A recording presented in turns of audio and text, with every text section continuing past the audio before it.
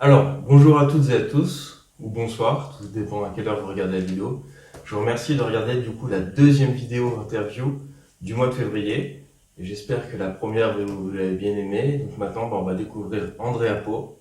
Donc, salut Andrea. Salut. Donc je te laisse rapidement te présenter. Alors bonjour, bonsoir à tout le monde. Je me présente Andrea Po, j'ai 24 ans et actuellement je suis responsable adjointe chez Petit Bateau. Très bien, merci. Donc je te remercie d'être présent avec nous sur la chaîne. C'est un plaisir. Merci, c'est vraiment cool. Donc tout simplement, comme d'habitude, je lui ai envoyé les 11 questions en avance. Mhm. Donc ça va être à peu près les mêmes que celles avec Adrien.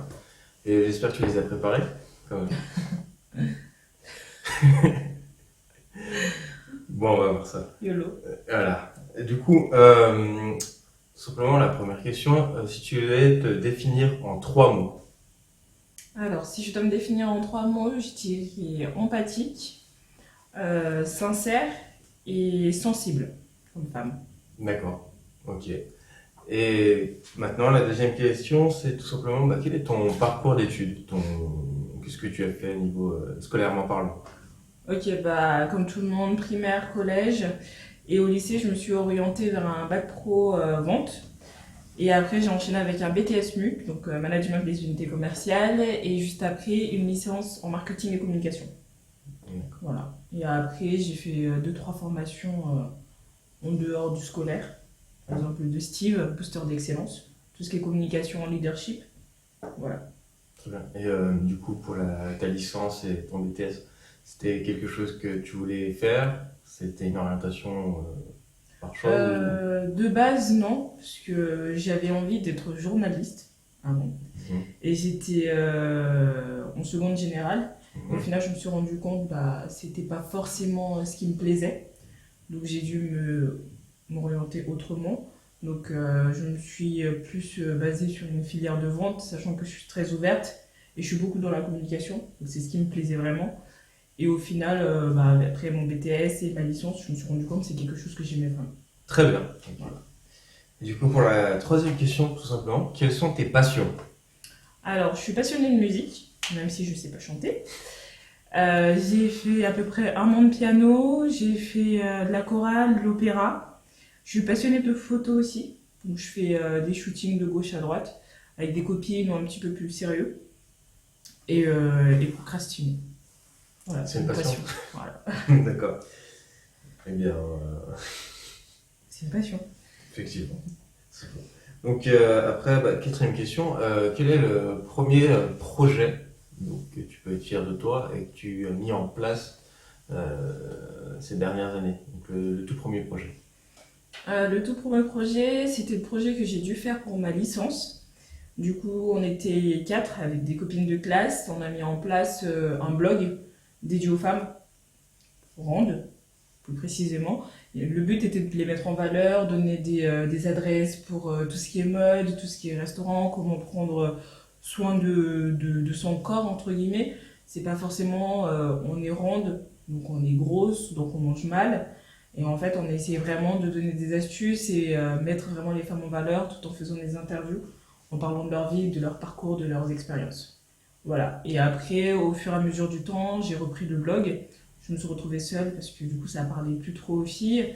Et ce projet-là, je l'ai quand même porté à ma façon. Et au final, j'ai eu des super bons retours positifs. Parce que du coup, c'était un moyen aux femmes de s'exprimer en dehors de la famille ou des amis. Voilà. Très beau projet. Et du coup, il a un nom ce blog? Oui, grande taille, grandes idées. D'accord. Bon, on le mettra en barre d'infos. Ça, vous pourrez voir à la fin, tout simplement. Et ensuite, du coup, cinquième question, est-ce que ces dernières années, tu as vécu peut-être un ou des échecs qui t'ont apporté en valeur? Oui, plus particulièrement, pardon. Il y a 1 an, on a intégré une entreprise américaine. En fait, c'était du marketing de réseau. Et il fallait faire de la communication au niveau des produits. Et il y avait vraiment des formations de leadership derrière. Et au fur et à mesure du temps, on s'est rendu compte, mon équipe et moi, qu'on n'était plus alignés avec les valeurs des dirigeants. Donc au final, c'était une grosse déception. On a investi du temps, on s'est investi financièrement et on n'a pas fait long feu en fait. Et du coup, c'était une grosse déception, mais qui nous a apporté personnellement et même au niveau de nos projets. Et qu'est-ce que ça vous a apporté? Par exemple, on avait des conférences, des formations sur le mindset, comment mettre en place une com. Et en fait, ça nous a apporté plein de petites clés, si je peux dire. Déjà, au niveau du développement personnel, on sort plus grandi.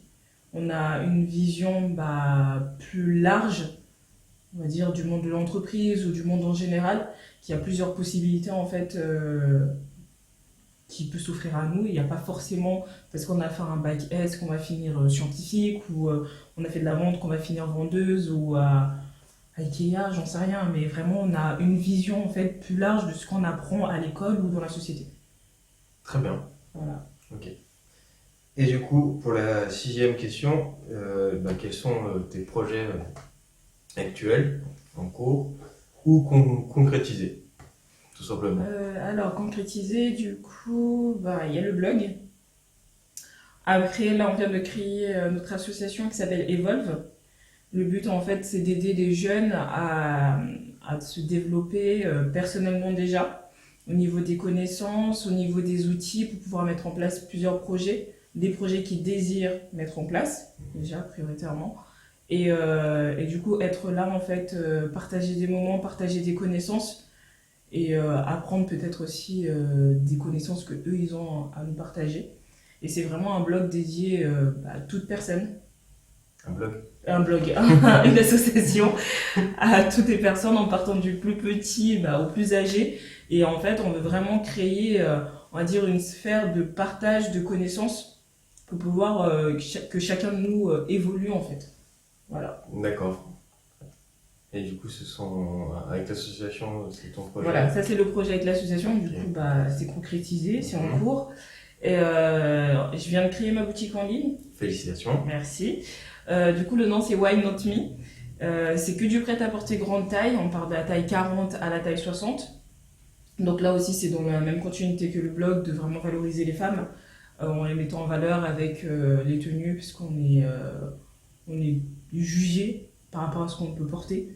Donc c'est vraiment porter l'habit pour se sentir à l'aise. Voilà, entre guillemets. Très beau projet. Voilà, et après, à l'avenir, créer encore plus. Écoute, je te souhaite de réussir. Ouais, merci. Et du coup, aussi, donc là, on a parlé des projets qui sont en concrétisation. Tu as créé l'association. Et qu'est-ce qui a déjà été réalisé aussi, hein? Tu as parlé du blog. Ah oui, avec la ville de Saint-Julien, là où, à côté et là où on vit, on a participé, on a développé un projet. On a organisé un événement qui permet aux jeunes en fait de mettre en place des projets par rapport à la ville, que ce soit associative, environnementale et plein d'autres choses. Et en fait, c'était une rencontre entre jeunes. Ils ont pu discuter des difficultés qu'ils rencontrent au niveau social et plus même, on a trouvé des problèmes au niveau de l'éducation, de l'école, bref, il y a plusieurs problématiques et du coup ils en ont discuté ensemble et on les a donné des outils pour pouvoir mettre en place un projet et du coup le communiquer devant un jury et essayer de trouver des solutions, des préconisations pour pouvoir le mettre en place. Voilà. Ah, ça c'est vraiment stylé. Ouais, c'était cool. Du coup, il y a eu un bon retour par rapport à ça. Il y a eu un bon retour venant des jeunes, déjà, principalement, parce que du coup, c'était un événement dédié aux jeunes. Et on a eu un très bon retour parce qu'ils se sont sentis valorisés, écoutés, et on leur a apporté de l'intérêt. Et je pense que c'est vraiment la meilleure chose qu'on peut apporter, en fait. Très bien. Ok. Alors, merci. Du coup, tout simplement, la 7e question. Quelles sont les valeurs que tu as actuellement? Des valeurs qui te représentent? Alors, les valeurs qui me représentent, je dirais l'amour. Parce que je pense que tout le monde aujourd'hui a besoin d'amour. Et tout ce qu'on fait, il y a toujours de l'amour à l'intérieur, que ce soit au niveau du travail. Si vous n'aimez pas votre travail, c'est pas possible. Si vous n'aimez pas la personne, vous ne pouvez pas avoir un contact ni une discussion avec. Et je pense que l'amour nous entoure.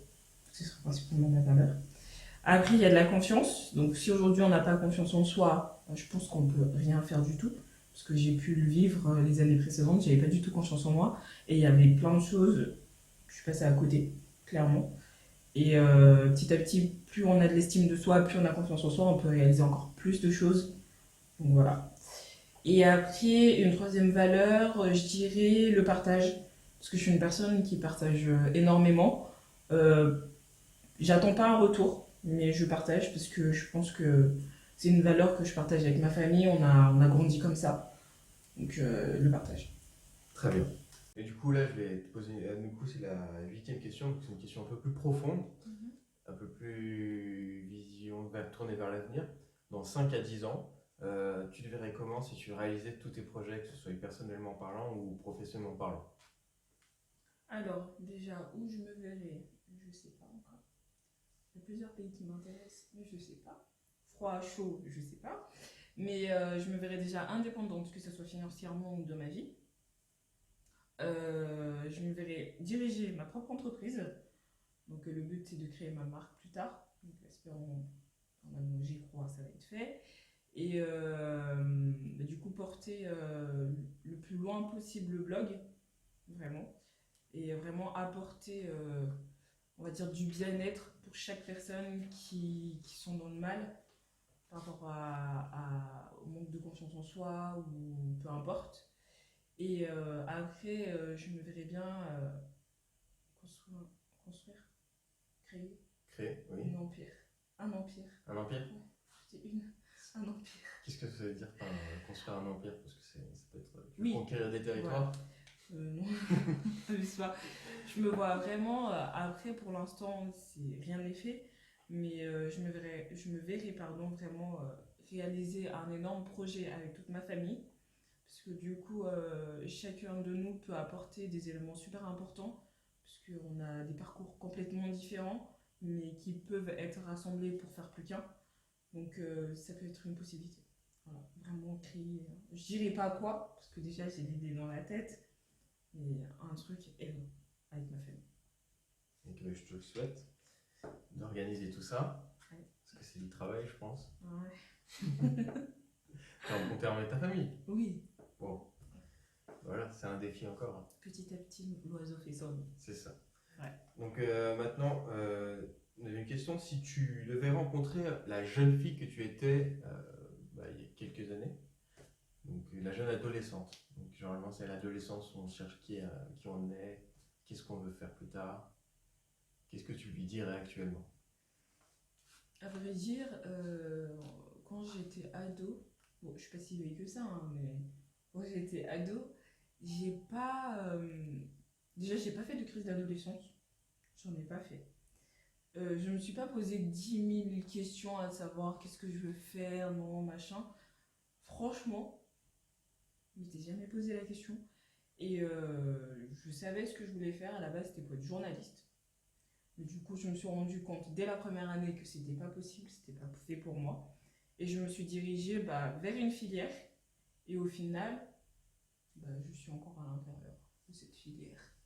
Donc tout va bien. Mais après, ce que je dirais à cette jeune fille, de se faire confiance. Du coup, tu sais ce que tu veux faire, hein. Mais je savais ce que j'allais. Mais franchement, je lui mens pas. Je savais ce que j'allais faire plus tard. Mais vraiment. Parce que je m'étais déjà dit, j'aime parler. Ouais. J'aime aider les gens. Mhm. J'aime découvrir les gens. Mhm. Je vais faire quoi? Mais je savais. Il y a beaucoup de métiers. Il y a beaucoup de métiers, mais je savais exactement que je voulais faire ça. Mais quoi, du coup?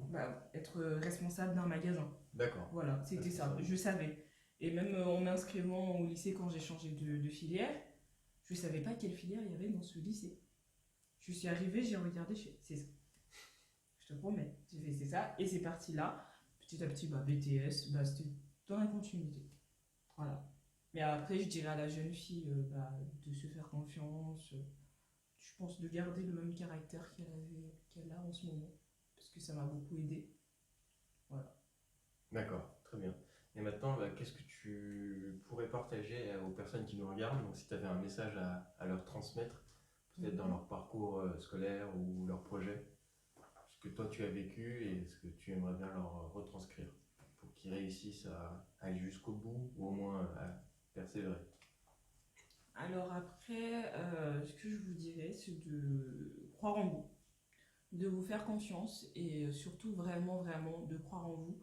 Parce que moi, je sais que quand j'ai changé de filière, j'étais partie dans le professionnel, sachant que toute ma famille était en général, ils ont fait des bêtes de diplôme, si je peux dire. Et au final, j'étais la seule qui prenait la petite porte, comme ma conseillère me disait, de prendre des petites portes. Et je me sentais, on va dire, dévalorisée d'un côté. Mais j'ai quand même cru en moi, j'ai cru que j'allais faire de belles choses, même si on prenant des petites portes. Et vraiment de croire en vous, même si à côté vos parents, je pense qu'ils vous influencera toujours, mais de croire en vous et de savoir ce que vous voulez absolument. Parce que si vous faites ce que vous ne voulez pas, vous n'allez jamais être épanoui ni heureuse en fait. Ou au moins essayer. Au moins essayer, voilà. Et après, bah, surtout croire en vous et de ne pas hésiter à saisir des opportunités. Ça aussi, ça fait grandir. Plus on se prend des claques, plus on grandit. Donc, ne pas être fermé et de vous faire confiance et de sortir de votre zone de confort. Si jamais les claques, c'est plus des expériences ou des échecs que réellement des claques. Oui, On va éviter, mais oui, mais après, quand tu saisis des opportunités, bah, comme moi, quand j'ai commencé le marketing de réseau, pour moi, c'était une claque. Parce que, Oui, non mais oui, voilà. Donc, je on peut se parle prendre des claques. C'est bien, des fois, de se prendre des claques. des claques métaphoriquement Oui, parlant. mais après, vous n'allez pas vous mettre des claques, mais... C'est pour ça que Oui, on va éviter que YouTube. mais non. Et du coup, la 11e question, tout simplement, qui est en lien avec la chaîne, quel est ton high evolve? Donc, ce moment-là où tu t'es dit, bah voilà, j'ai obtenu des compétences par rapport à mon vécu, j'ai réussi à transformer ce que j'ai appris en réussite, ça m'a permis de devenir la meilleure version de moi-même, et maintenant j'ai passé un cap, donc c'est-à-dire que tu as passé plusieurs marches dans l'escalier de tes projets, quoi. Alors, du coup, ce moment-là, je pense que ça fait 1 an, quand j'ai commencé le marketing de réseau. Je pense qu'en fait, c'est en fait on va dire l'impact de ma vie. Mais vraiment, je crois que c'est le truc qui m'a marqué, c'est le truc qui m'a dit, mais en vrai, bouge-toi les fesses, quoi. Je- Voilà, c'est ça, c'est le marketing de réseau. Je me suis rendu compte on peut faire plein de choses, que j'étais capable de faire plein de choses et que ça s'arrêtait pas que d'être la bonne élève, réviser, avoir des bonnes notes. Que je pouvais faire plus que ça en fait. Oui, l'école c'était fini, mais qu'est-ce que je fais après l'école? Et en fait, j'ai vu plein de choses, des rencontres, des trucs de dingue. Mais vraiment, j'arrive pas à expliquer, mais des trucs de dingue. Je me suis rendu compte qu'il y a plein de choses en dehors de tout ce qu'on apprend à l'école ou encore de notre entourage. Voilà, des opportunités énormes qu'on peut encore accomplir. D'accord. Ouais, merci. Bah, de rien. C'était, Un peu. t'avais l'air d'être très. Ouais, là, là, là, là. Je te remercie. Je vous remercie d'avoir regardé donc, du coup, le deuxième interview de février. Donc n'hésitez pas à liker la vidéo, à vous abonner évidemment, à cocher la petite cloche. Allez regarder en barre d'infos, donc on mettra son Instagram, ton blog et ton site. Exactement. Et n'hésitez pas à la contacter si vous avez des choses Y a pas de souci. à transmettre, si vous voulez vous faire interviewer pour son blog. Aussi. Elle est très très très gentille. Voilà. Voilà. Et sensible. Voilà. Donc je vous remercie et n'oubliez pas que la force soit avec vous.